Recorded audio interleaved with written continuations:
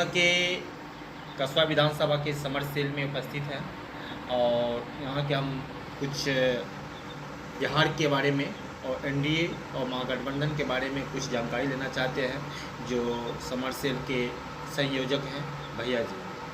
Sir, ये मुख्यमंत्री पूर्व उप मुख्यमंत्री तेजस्वी यादव कहते हैं कि जब तक मैंने बिहार में उप मुख्यमंत्री के पद पे रहा कि हर युवाओं को मैंने नौकरी दी। ये तो जहाँ तक मैं समझता हूँ एक पढ़ा लिखा व्यक्ति के हिसाब से ये छलावा या छलने के अलावा ये और कुछ नहीं हो सकता। और जो भी पढ़ा लिखा लोग हो वो इस बात को नहीं मानेगा। अगर हमारी आमदनी मान लीजिए कि 1 लाख रुपया महीना है तो मैं या 1 लाख रुपये के तक का ये मेरा ये है तो मैं 10 लाख कैसे दे दूँगा किसी को, और मेरे पास कुछ होना चाहिए ना। आप कहाँ से लाइएगा?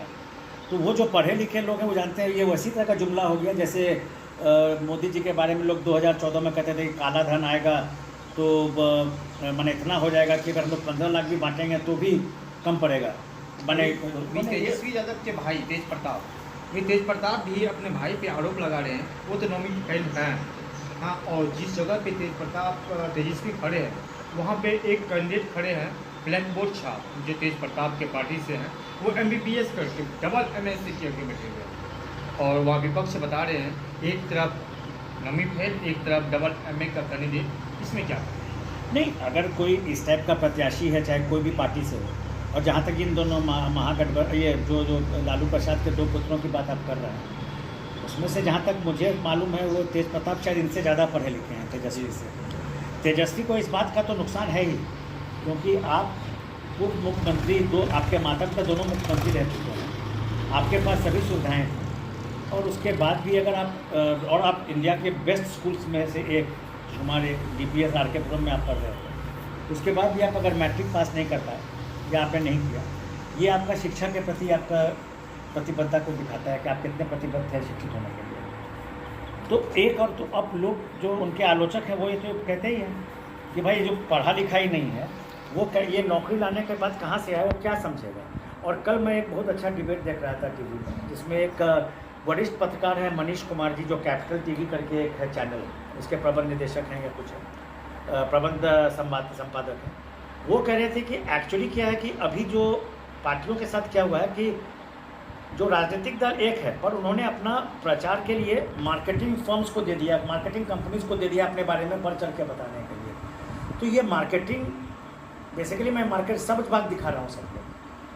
यथार्थ हमारे पास लोगों को अपना साधन और अपना संसाधन जो है कितनी सीमित है उसके बारे में तो मालूम होना ही चाहिए। अभी भी बिहार में या अपने क्षेत्र में B.Ed का स्टूडेंट और शिक्षित लोग हैं, लेकिन फिर भी दूसरे राज्य से इसलिए अपने राज्य में BPSC के शिक्षक भर गए, जैसे दिल्ली से, यूपी से, हरियाणा के शिक्षक लोग अपने बिहार में, और बिहार के युवा अभी भी जो डिग्री लेते हुए भी वो बेरोजगार है। अब तो यहाँ डोमिसाइल भी कुछ शुरू हुआ है ना, कितने लोग रिजर्व कर दिए हैं यहाँ के लिए, 70-80% को रिजर्व है बिहारियों के लिए। पर ये समस्या सिर्फ बिहार केंद्रित नहीं है। मध्य प्रदेश जहाँ पे भी मैं रहता भी हूँ वहाँ भी मैं काफ़ी साल मेरा मैंने कर्मभूमि रहा है, करीब 20 वर्षों तक। पहले 10 वर्षों से तो मैं यहाँ हूँ, तो वहाँ भी मैं देखा कि कुछ सीटें वहाँ पे ओपन सीट्स भी हैं जहाँ जैसे MPPSC है, तो वहाँ पे भी काफ़ी बिहार के लोग BSP बन के हैं, डिप्टी कलेक्टर बन के हैं। अधिकांश लोग वहाँ के स्थायी हैं, सभी स्टेट्स में हैं, कुछ लोग कुछ प्रतिशत यहाँ हैं। तो अधिकतर लोग हर एक राज्य की जो जॉब्स हैं वो अधिकतर वहीं के लोगों को मिल रही है। कुछ लोग अब डोमिसाइल नीति भी आई है इसके प्रचार के कारण, तो ये है। पर इसका खमियाजा देखिए, असंतोष तो फैलेगा अगर मान लीजिए कि बाहर के राज्यों के लोग आके यहाँ पे नौकरी पर कब्जा करें और यहाँ के लोगों को कुछ तो सर इसमें ये है नहीं बिल्कुल कुछ ना कुछ इसका असंतोष तो होगा।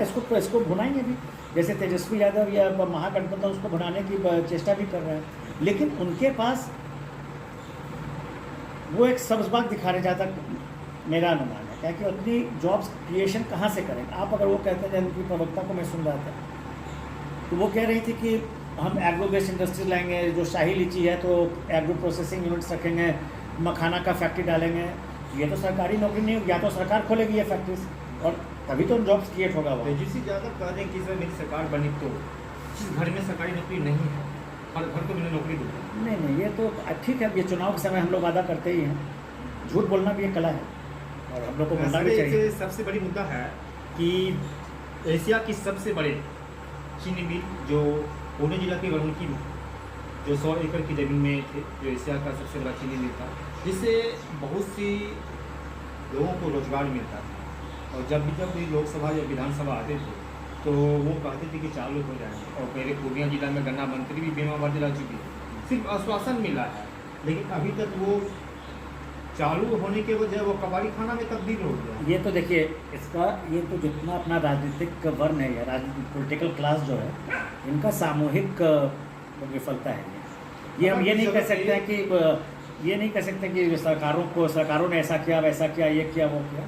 इसमें सबका है। तो जो लोग विपक्ष में हैं तो वो लोग जिस समय सरकार नहीं करती तो लोग सरकार पर दबाव क्यों नहीं डालते? अगर वो चीनी मिल रहते तो रोजगार तो मिलती। डेफिनेटली, बिल्कुल। वो चीनी मिल को लोहे को कबाड़ी खाना में तब्दील कर दिया, बेच दिया गया और उस जमीन को अतिक्रमण किया जा रहा है, तो वहाँ पे कोई रोजगार अगर रहता तो कुछ युवाओं को तो रोजगार मिल सकते थे। बिल्कुल नहीं, कुछ को नहीं, काफ़ी लोगों को। इनफैक्ट अब मैं कहूँ तो मेरे ससुर जी खुद चीनी मिल में तो वो नहीं रहे, लेकिन वो जब करीब 30 साल पहले, वो तो 40 साल पहले वो चीनी मिल बनने के शुगर मिल में ही काम करते थे।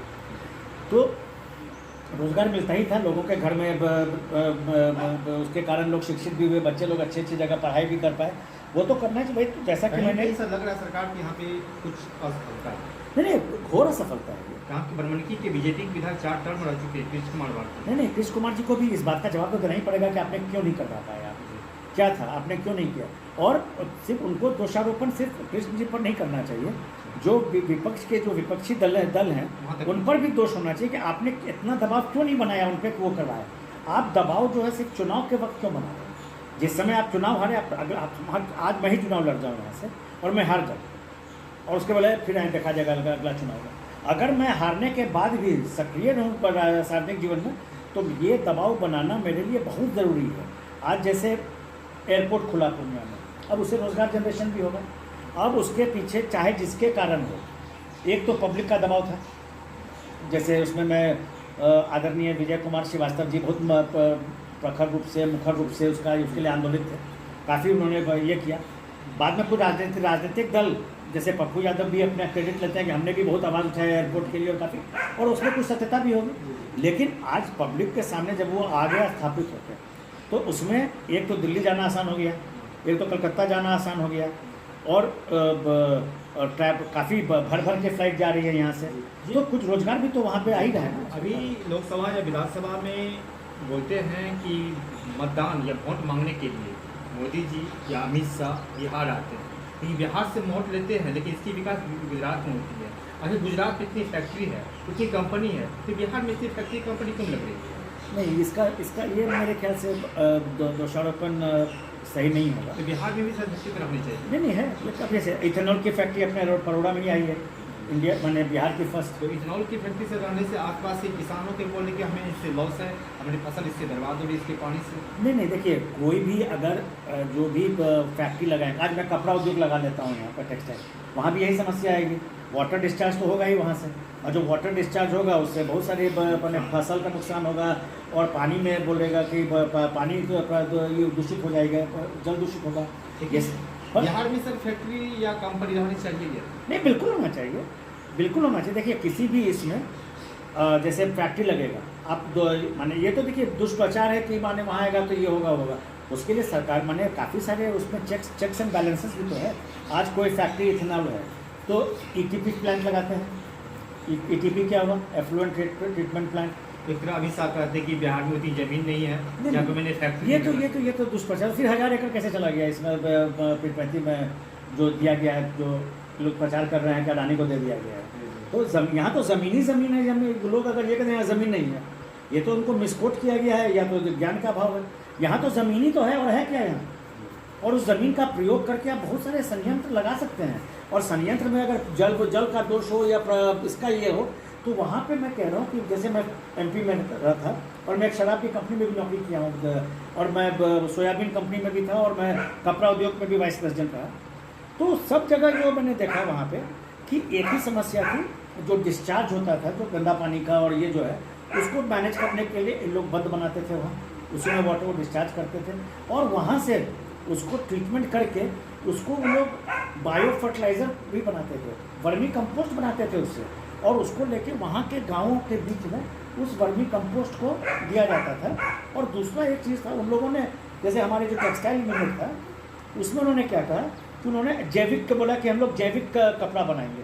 तो उसके कारण उन्होंने क्या कहा कि जितने गांव के बच्चे उसके यहाँ ट्रेनिंग भी होती थी, वहाँ लोगों को हर एक घर से, मैं तो चूँकि उसी कंपनी में वाइस प्रेसिडेंट था, तो हर एक घर से जो कपास वाला क्षेत्र था वहाँ से हर एक घर से एक व्यक्ति को कंपनी में नौकरी दिया गया, और बाकी लोग जो थे सबका फैमिली का ग्रुप इंश्योरेंस किया गया, और ये गारंटीड के साथ कि आपको आपके प्रोडक्ट पर हम 50% प्रीमियम देंगे।